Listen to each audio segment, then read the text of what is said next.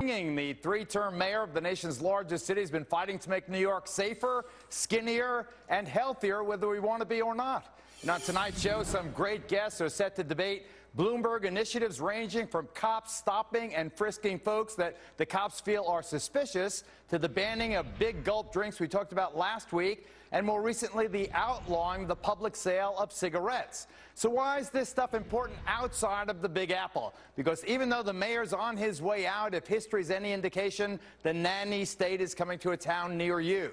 So with the help of conservative icon Ann Coulter and liberal firebrand Mimi Roth, hi ladies, who riled up so many of you last week, we'll debate the issue. So ladies, welcome. Let's start, folks, with the public sale of cigarettes. Here again, the mayor.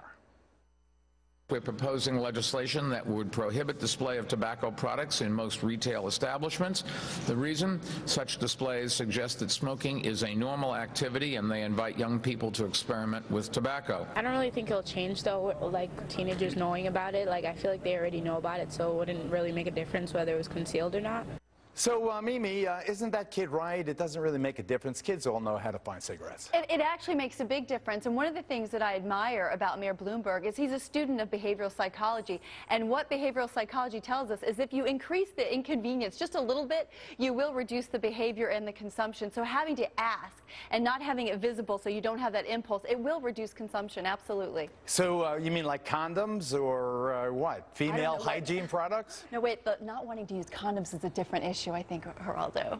But Ann, do you think it is, are you a student of behavioral science? I think I do not want a mayor who is a behavioral scientist experimenting on his citizens. He's not, he's just aware of the reports. I think we're about at the point that we should just, have the death penalty for smokers. This is the one thing we will stigmatize. They do have a death penalty. Everything, self-induced. just everything that you can do to try to discourage behavior, it all comes down on the smoker. I mean, there's a lot of behavior that's worse.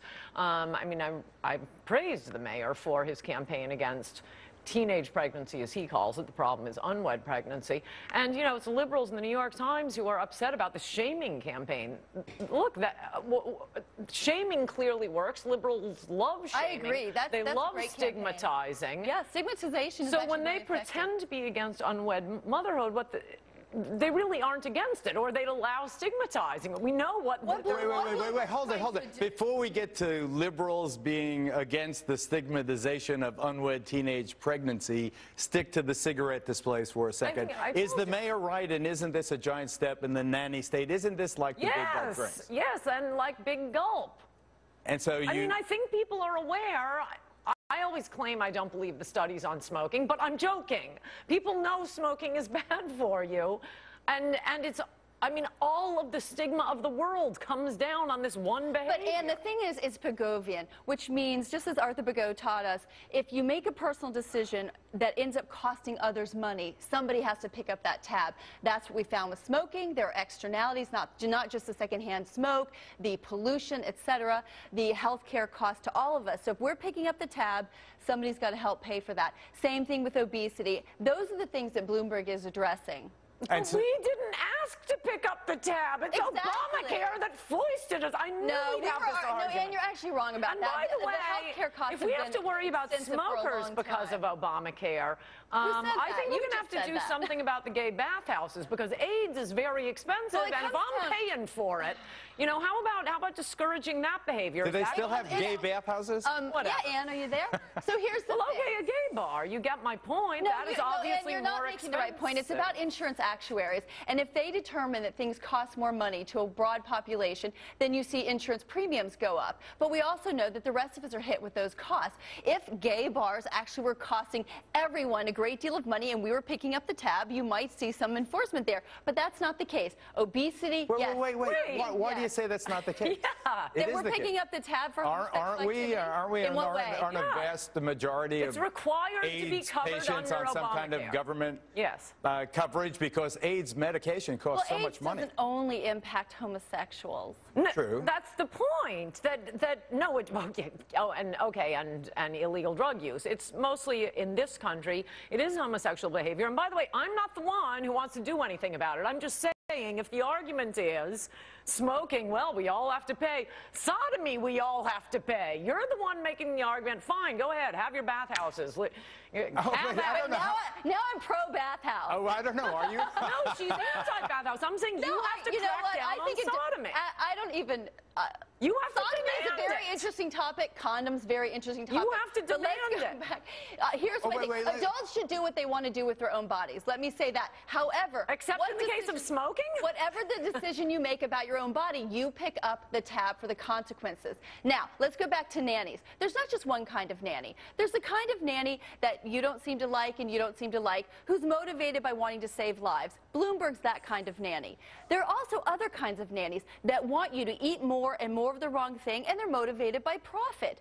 There's not just one kind of nanny. And is there more than one kind of nanny? I don't know what difference. No, Bloomberg is a politically correct nanny, as are you. But isn't Bloomberg more smoking, than but not sodomy, okay. not actually sodomy? Unless you're the one. Well, can we get off sodomy for a second? Going back to Bloomberg. No, that costs a lot more.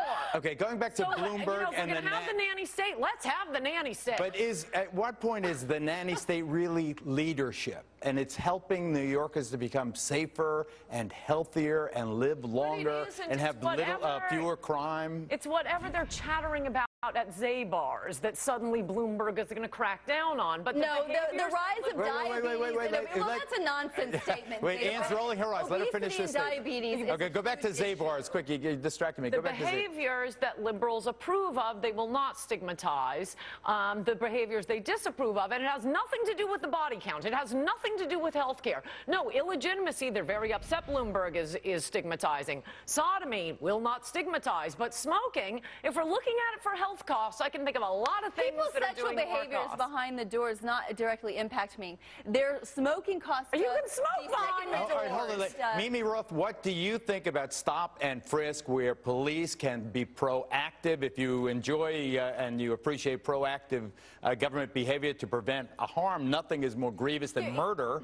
What about stop and frisk to search kids or young people they feel are suspicious to get their guns before they use them? I have to say that in many cases it's proved effective. So I'm not completely against stopping and frisking. I don't think that it is, I think it's necessary. I think profiling is necessary. That's the times we live in. So that's a stunning answer from a liberal. And you guys called me the liberal. I'm case by case. I don't know how I got that label. That's fine with me. And what do you think about stop and frisk? Well, as you know, I want to use drones for stop and frisk. You mean just like a hellfire strike? What do you think about stop and frisk, seriously? It's saving lives. I mean, of course I'm for it. And I'm sorry I'd forgotten his name. I didn't know you were going to ask me about stop and frisk. But there was a black councilman a few months ago, a small child, like 4 years old, was shot in a drive-by shooting or something. And he said, you know, screw it. I'm for stop and frisk now. We can't have these innocent children being mowed down. On that happy note, we are agreed. Thank you, Mimi. Thank you. And